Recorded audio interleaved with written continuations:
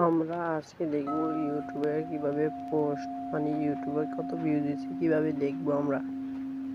ঢুকতেছি দেখেন, আপনারা ID login না থাকলে আইডি লগইন দিয়ে নেবেন। আইডিতে যাবেন, আইডিতে ঢুকবেন।